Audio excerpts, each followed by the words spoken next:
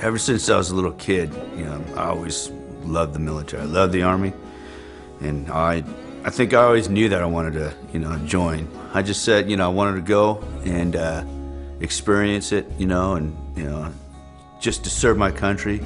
And then I went to the recruiter station, you know, I said, I want to jump out of airplanes and ride motorcycles. And right then they said, we got a job for you, you know. But, you know, I did it and it was good. It was right after combat. So, you know, I started getting these dreams and flashbacks and all that stuff, and then, you know, kind of like big anxiety and all that stuff. And I went to my doc, and they said, yeah, we got to get you some meds, you know, and they gave me them, and, you know, that was it.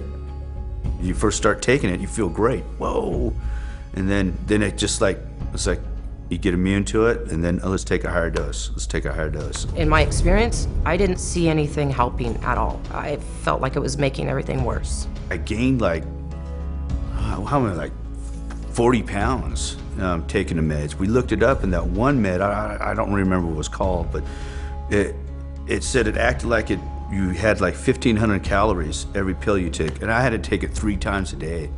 If he missed a dose, then the whole family would know, the whole house would be kind of on edge because you couldn't talk to him. He would snap. You take your meds and you can just start feeling it going down, and then you're just like, bam, and you're a zombie, you know?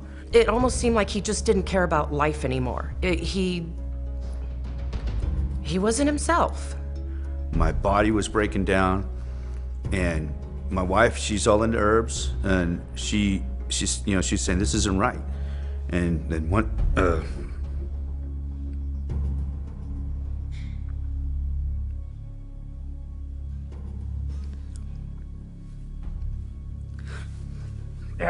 I was all fucking drunk, and you know, the meds, just taking that shit. And I just said, fuck it, I'm done. And I took my pistol and fucking put it in my mouth, and she opened up the door. I fucking took it, and I said, I was like, fuck it. I said, we gotta fucking do something, you know? And this shit just didn't work, you know? And I had to literally grab the weapon away from him because it probably would have happened. So I said, fuck it, I'm stopping. You know, I'm stopping taking all this shit, it's killing me.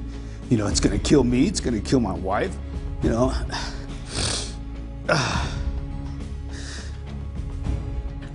That was the straw that broke the camel's back. It wasn't working, and something had to be done. I didn't want to lose my husband. I didn't want him to kill himself, and I didn't want to be killed as well in the process. I knew I wasn't me, you know? It was the drug that was doing it, and I knew I had to change or I'd be dead.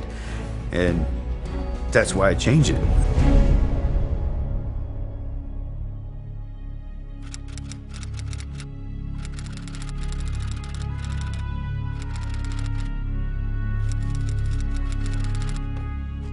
There is a huge problem with suicides in the military.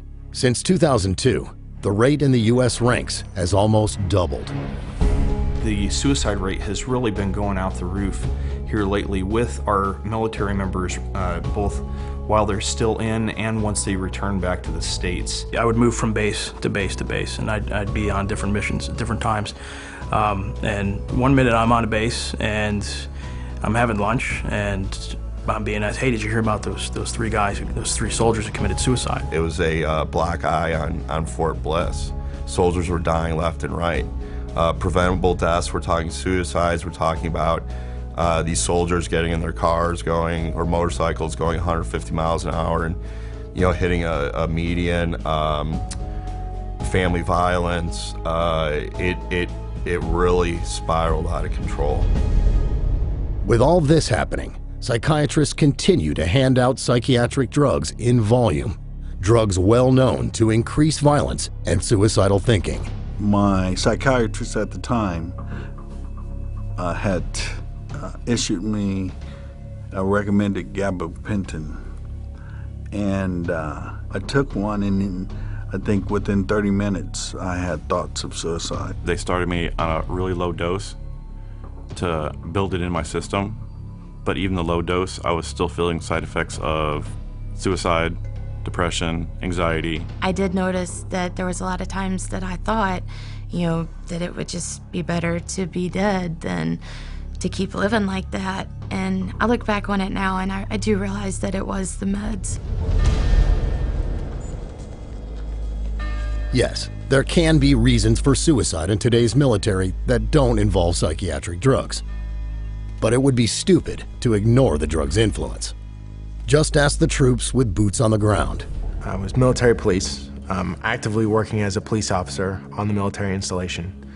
And in 1 week, I went to about 8 or 9 suicide attempts where the person either overdosed or, said that he was gonna kill himself, something like that. And 1 for 1, every single person was on psychiatric drugs. Because of my role as a criminal investigator, I didn't witness the soldiers while they were taking psychiatric drugs. All I got to see was after the suicide or after the death, and then the reports come out. We'd get called pretty often to investigate. We would have an autopsy performed and would include a toxicological exam, which would determine any drugs in the system, and usually there was some type of drug. A lot of them were taking some sort of medication for depression or anxiety. There were a lot of suicides happening in the military, overseas in theater and back in the States. From 2009 to 2012, more U.S. soldiers died by suicide than from traffic accidents, heart disease, cancer, and homicide. The U.S. Secretary of Defense called it an epidemic. So, yeah, it's a problem. Some have claimed that this is because of the stresses of war, but 85% of military suicides never even saw combat, and 52% never deployed. Meanwhile, the competence of military psychiatrists is never even questioned, and it's resulting in suicide attempts such as this one. My son joined the Army. He wanted to make a career and become something. He was still sweet and more normal when he came back from Iraq, even though he had, nervousness in crowds and PTSD. He was not different in personality as far as, to that degree like what we saw later on the drugs. And so when Michael said, hey, I'm having anxiety issues, I said, you need to go tell them. Well, and that's what really began his journey. That was the worst step, in my opinion, that we could have ever done. It started off with 1 drug and went to 2. With each successive symptom that he got a new drug. And we noticed that he started to go down in personality. It wasn't our son anymore. It was, anger, slurred speech. It was surreal because the person I was talking to wasn't even my son. He was unsure of himself. He didn't have any will to do anything. At one point, he had stopped brushing his teeth, drinking water, eating, because he didn't care. He didn't even know that he was that way. And I researched and discovered that our soldiers were being medicated and that they were committing suicide from it. So I printed all my research out and I handed it to my husband. And I said to my husband, tell me what you think of all this research. And he came back to me and said, if my calculations are correct, there's a pattern here that matches our son's behavior. And if my calculations are correct, he's just about ready to commit suicide. I was in the dollar store and he called me and said, I don't want to upset you, but I want you to know Michael's okay, but he tried to kill himself. And he put 2 IVs in his arms and he bled out in the bathtub and he was drawing in his blood on the walls. He didn't even know he was committing suicide. So his cognizance, his reason, was already usurped by these pills. they take away who you are. And he wasn't the same. We had the hospital check him, and they found at least 9 drugs in his system. And they're just the ones they tested for. They were giving my son drugs that had black box warnings. Said, if you're under 25 and you're taking this pill, your risk of suicide is going up 50%. Risk of suicide. But they were still giving him the pills. What he went through was so horrific it's hard for him to talk about. But he allows us to speak because he wants to save his comrades. He wants to save others who are going through the same thing, who are being drugged with lethal cocktails. Me speaking as Michael, knowing the things that he has said to others, he would say, stay away from the pills. It's a dead end. Psychiatrists claim their drugs save lives, but they rarely discuss the serious risk of suicide. Why don't they?